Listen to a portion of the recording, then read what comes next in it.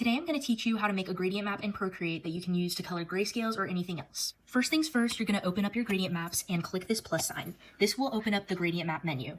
On the gradient map menu, each end of the slider represents the values in your piece. This side of the slider represents your darkest values, while this end represents your lightest values. The spaces in the middle will represent your midtone values, and you can add points to any part of the gradient map.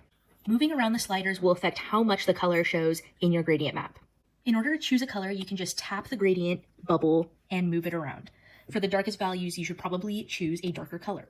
It's best to choose your colors for your darkest and lightest values first before you move on to your midtones. The lightest bubble will represent your lightest parts of the piece, aka your highlights. Again, you can adjust the intensity of that color. When choosing your midtones, keep in mind that you can add as many as you want. So I like to add some up here, choose a lighter color, and then some down here, and choose a darker, maybe cooler color. And you can just keep adjusting the intensity to where you like it.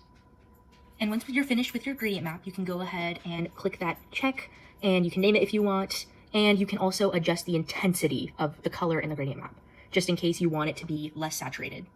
But once you've made your gradient map, you can go ahead and apply it, and you're done.